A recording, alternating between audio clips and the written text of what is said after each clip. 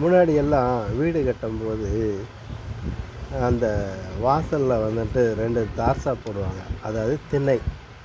அந்த திண்ணை போட்டாலே ஒரு அழகு.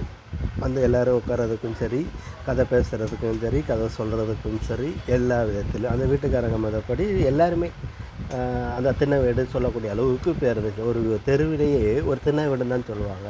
அந்த வீட்டில் திண்ணை வீடு இருக்கலாம் அப்படின்னு சொல்லுவாங்க. அந்த அளவுக்கு பேர் இருந்துச்சு. ஆனால் நாளடைவில் இன்றைக்கி திண்ணை இல்லாமல் கட்டணும்னு சொல்கிற மாதிரி வந்துச்சு.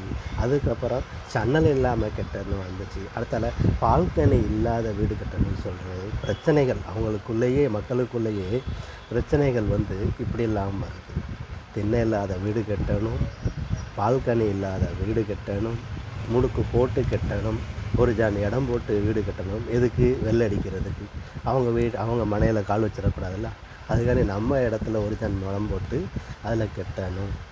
இப்படி பிரச்சனைகள் எல்லாமே அடுத்தடுக்காய் வந்தது இன்றளவும். ஆனால் அடுத்தால கடை எந்த வீடு கட்டினாலும் ஒரு கடையை போட்டு கட்டுங்க, பைபாஸ்லேயே வெளியிலையோ ஒரு கடையை போட்டு கட்டுங்க அப்படிங்கிற மாதிரி இப்போ வந்துச்சு. அடுத்தால திண்ணையை உடச்சி எடுத்து திண்ணை இல்லாத வீடாக மாட்டினாங்க. இப்போ 3 படி போட்டு கட்டினவங்க கூட லாபம் நட்டம் லாபம். இப்போது அந்த 3 படியை எடுத்துகிட்டு மொத்தத்திலே உள்ள கலவை லாபம் படியவே எடுக்க தொடங்கிட்டாங்க.